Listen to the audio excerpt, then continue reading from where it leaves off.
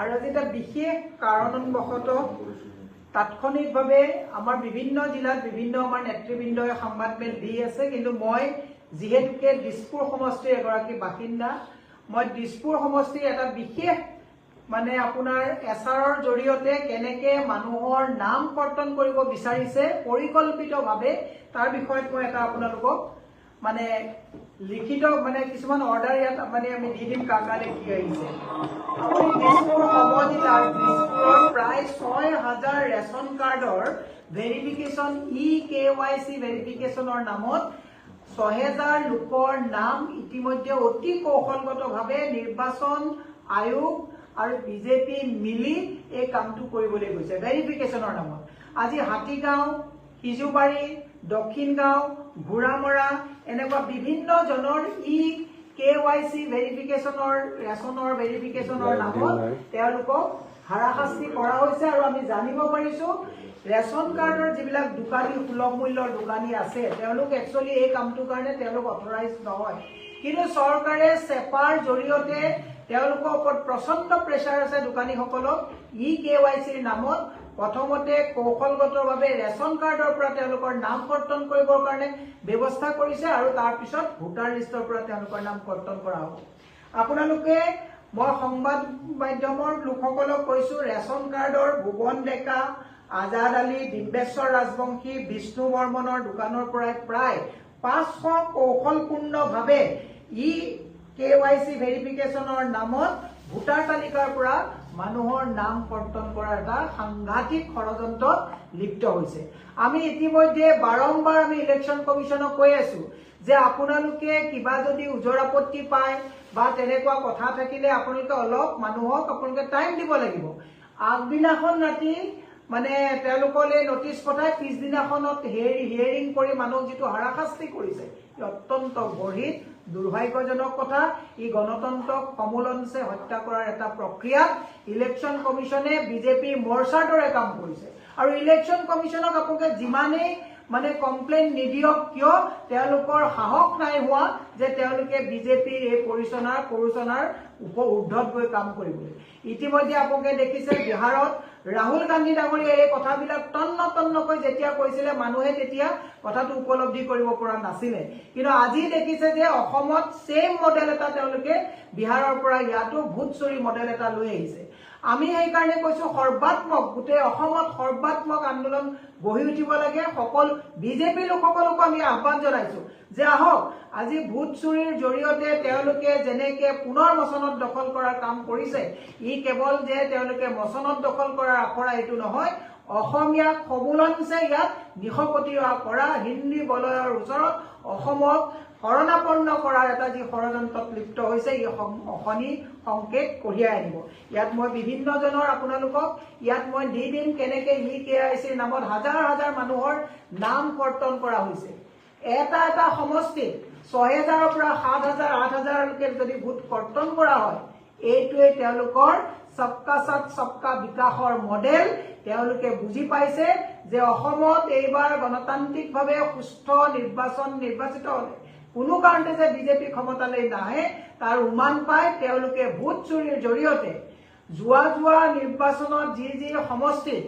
যিবিলাক এৰিয়াত কংগ্ৰেছে বেছি ভোট পাইছে সেইবিলাক জেগাৰ পৰা ৮ৰ পৰা ১০,০০০কৈ ভোট কৰ্তন কৰি তেওঁলোকে মচনত দখল কৰাৰ এটা সাংঘাতিক কৌশল তেওঁলোকে ৰচনা কৰিছে। আমি ইলেকশ্যন কমিশ্যনক কৈছো যে আপোনালোকে যেতিয়ালৈকে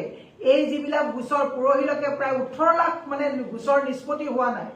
হিয়াৰিঙৰ নামত যিবিলাক হাৰাশাস্তি কৰা হৈছে, উচ্ছেদিত লোকসকলক এফালৰ পৰা উচ্ছেদ কৰিছে, তাৰপিছত তেওঁলোকক কৈছে যে আপোনালোকে এপ্লিকেশ্যন কৰি শিফটিঙৰ এপ্লিকেশ্যন কৰক, আৰু যেতিয়া শিফটিঙৰ এপ্লিকেশ্যন কৰিছে এইবিলাক অগ্ৰাহ্য হিচাপে তেওঁলোকক তাতো বহুত হাৰাশাস্তি হৈছে। সেইকাৰণে আমি নিৰ্বাচন আয়োগক কৈছো যে আপোনালোকে বিজেপিৰ চুটলিপিৰ মতে কাম কৰিব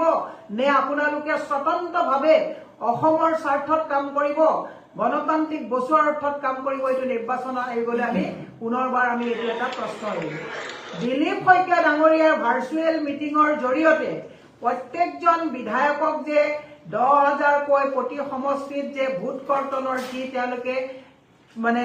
ব্লুপ্ৰিন্ট বনাইছিলে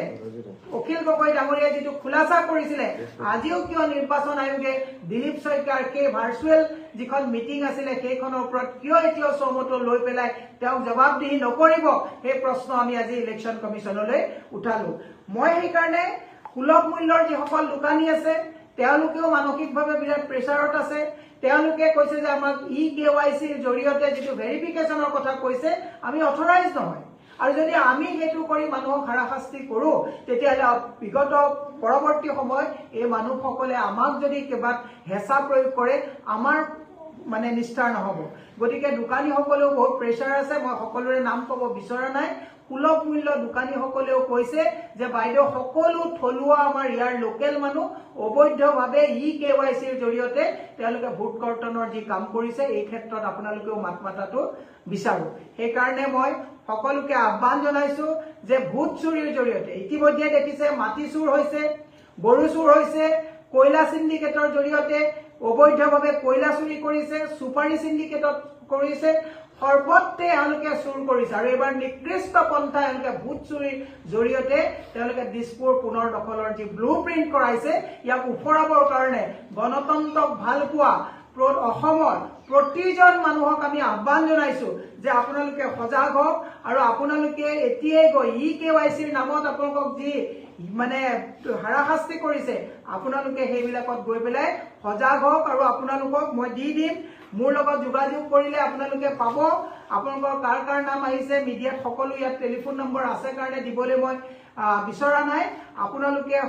আপোনালোকৰ ৰেচন কাৰ্ডৰ EKYCৰ কাৰণে যিটো ইয়াত মানে কৌশলগতভাৱে আপোনালোকৰ ওপৰত অন্যায় চলাইছে সজাগ হৈ আপোনালোকে গোটেই নথিপত্ৰ চেক কৰিবৰ কাৰণে সকলোকে মই আহ্বান জনাইছো এইখিনিয়ে মুখ্যতঃ কথা আপোনালোকে দেখিছে নলবাৰত প্ৰায় 10,000 তেজপুৰত কালি দেখিছে আমাৰ এই সহকৰ্মী পল্লৱী শইকীয়া ডাঙৰীয়ানীয়ে কালি তাতো তেওঁ এটা লাইভ দিছে বিভিন্ন মানুহৰ উজৰ আপত্তি আছে গতিকে এই গোটেই কথাখিনি নগাঁৱত কালি ৰকিবুল হুছেইন ডাঙৰীয়াই সংবাদমেল দিছে বৰক্ষেত্ৰীলৈ যাওক আপুনি ৰঙানদীত আমাৰ ভূপেন বৰা ডাঙৰীয়াৰ সমষ্টিত হৈছে গতিকে সৰ্বত্ৰে এওঁলোকে চাই লৈছে যে য'ত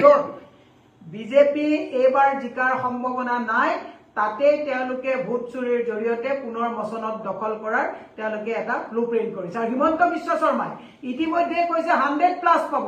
100+টো তেওঁলোকে যদি এনেকে প্ৰত্যেক সমষ্টিত 10ৰ পৰা 15,000 যদি ভোট কৰ্তন কৰি তেওঁলোকে যদি নিজৰ মানুহক তেওঁলোকে তাত অন্তৰ্ভুক্তি কৰে ডেফিনেটলি তেওঁলোকে 100টা ভোট এনেকে পাব গতিকে চুৰি ভোটৰে যাতে নিৰ্বাচন নহয় সেইকাৰণে ইলেকশ্যন কমিশ্যনক আমি স্বচ্ছ আৰু নিকাভাৱে গোটেই প্ৰক্ৰিয়াটো আৰম্ভ কৰিবৰ কাৰণে আহ্বান জনাইছো আৰু সদৌশেষত অসমৰ আমি ভোটাৰ ৰাইজক আহ্বান জনাইছো যে আপোনালোকে ভোটৰ লিষ্টত আপোনাৰ নাম আছে নে নাই এই গোটেইখিনি আপোনালোকে তন্নকৈ সজাগ হ'বৰ কাৰণে সকলোকে আমি আহ্বান জনাইছো ধন্যবাদ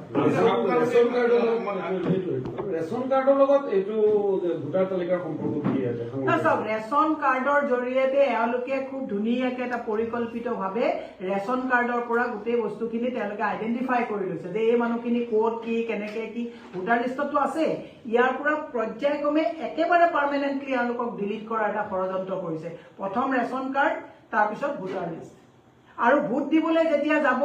এই কামটোত মানুহে এতিয়া গম নাপাব প্ৰথম ৰেচন কাৰ্ডত তেওঁলোকে ধৰিছে আৰু ভোট দিবলৈ যোৱা দিনাখন দেখিব 6 আৰু 7,000 মানুহে প্ৰত্যেকটো সমষ্টিত ভোটাৰ লিষ্টত নাম বিচাৰি নাপাব আৰু তেওঁলোকে তাত ভোট দিব নোৱাৰিব আৰু এইটো ইভেন দোকানীসকলে আমাক এনেকেও 2-4 জনে কৈছে মই নাম খুলাসা কৰিব নোৱাৰো যে তেওঁলোকক মাতি নি পেলাই ডিচিও এনেকুৱাকে কৈছে যে আপোনালোকে এইটো কাম কৰিবই লাগিব আৰু দোকানীসকলে কৈছে আমি চিনি পাওঁ এইবিলাক ইয়াৰ লোকেল মানুহ গতিকে আমি এই কামটো কৰিব নোৱাৰো কালি মই